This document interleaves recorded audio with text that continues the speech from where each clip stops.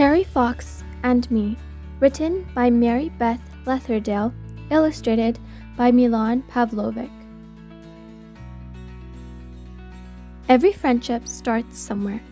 Ours began at the Maryhill Cobras basketball tryouts in a small city in British Columbia, where two rivers meet and become one.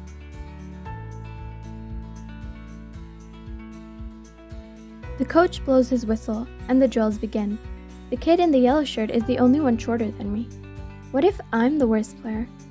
I dribble. I pass. I shoot baskets. I block shots. I make the first string. The short kid is the worst player. His name is Terry Fox. The coach says wrestling might be a better sport for him, but if Terry comes to practice, the coach won't cut him from the team. I shouldn't be glad that I'm better than Terry, but I am.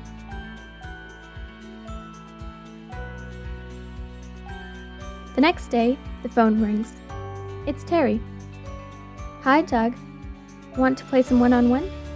I need to work on my game. Nah, I can't. I'm busy, I say.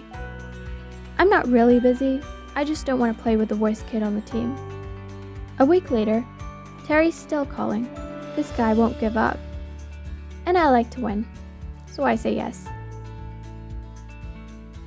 School ends, but all summer long, Terry and I practice.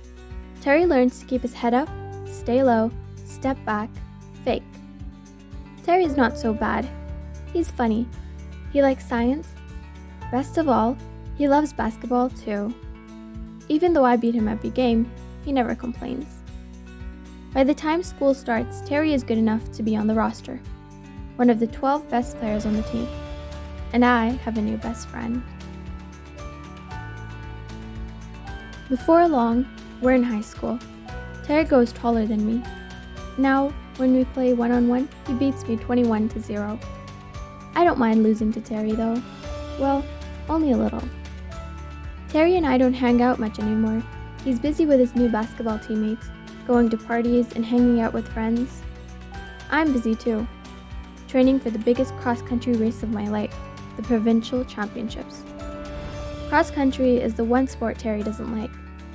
Maybe it's because he's always far behind me. The night before the championship, my mind is spinning. What if I start too fast and lose steam by the end? Or I hang back too long? What if I'm the slowest runner? Bring, bring. The phone startles me. It's Terry. Good luck tomorrow, he says. Just do your best, Doug. One step at a time. All through the race, Terry's voice echoes in my head. I win the second place medal. When university starts, Terry and I drive to the campus in his old beat-up car. Over the rattle of the muffler, he tells me his knee is hurting, probably from basketball practice on the hard gym floor. He doesn't want the coach to know. But a few weeks later, Terry can barely walk. So he goes to the hospital. When I visit Terry the next day, I see tears rolling down his face. He has a rare type of cancer. They're going to amputate his leg. Terry is the best athlete that I know. But what can he do with only one leg? But Terry says not to feel sorry for him. Losing his leg is just a new challenge. After his operation, he shows me a magazine article about a guy with one leg who ran the New York City Marathon. Maybe I'll run across Canada, he says. I believe him.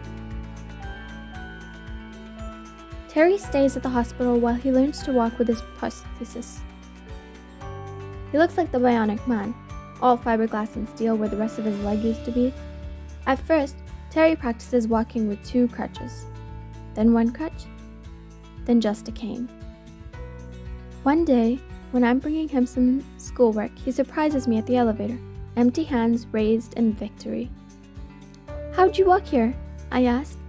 1 step at a time, he says with a grin.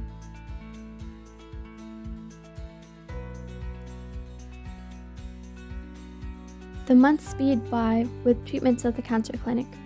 As soon as Terry is finished with the treatments, he starts weight training to build his strength. Playing wheelchair basketball helps too.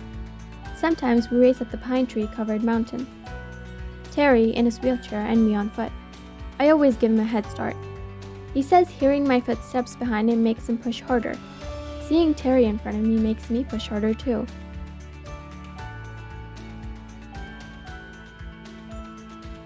Terry tells me a secret. He wants to run across Canada to raise money for cancer research. Will you help me train? I tell him to start slow, run a little farther each day, give his body time to recover. In a year or two, he'll be ready. But it's not just Terry's body that has to adapt to running, his artificial leg does too.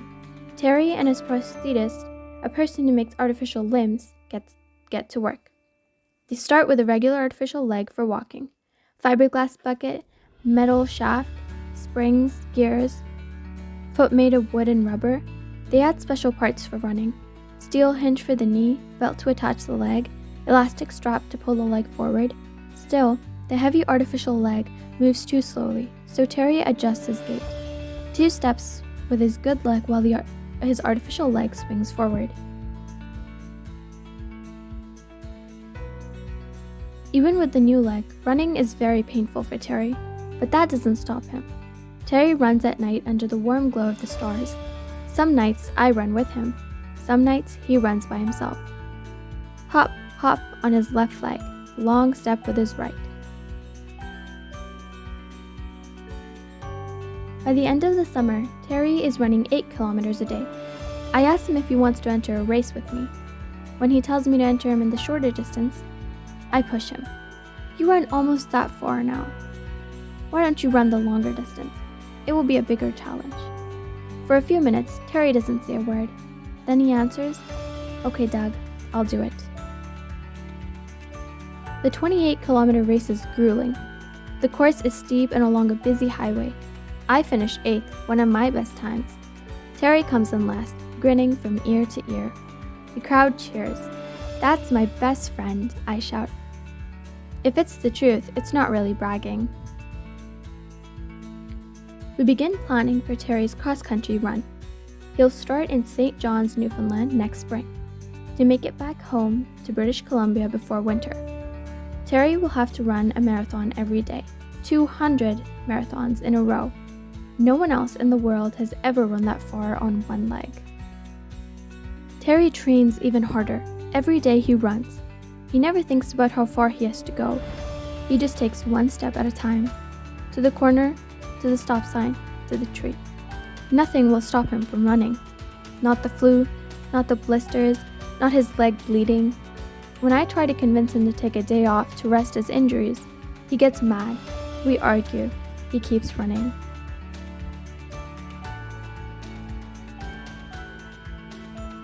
A few months before the run, I start to have second thoughts. I'm supposed to drive the van, get Terry water and food, keep track of how far he runs each day, talk to reporters and collect money. How will I do all that? I can't talk to reporters. I don't know what to do if Terry gets hurt. Again and again, I ask Terry to find someone else to go with him. Soon, Terry loses patience with me. He stomps toward me. "You're my best friend. You have to go with me. Remember? Take it one step at a time." Terry looks so different now. Strong and powerful. If Terry can do this, I can do this.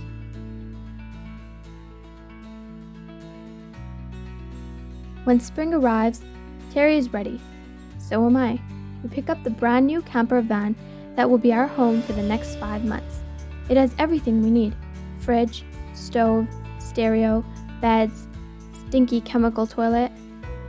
We load the cupboards with all of Terry's favorite foods: cereal, oranges, chocolate chip cookies, canned spaghetti, baked beans, peanut butter and jelly.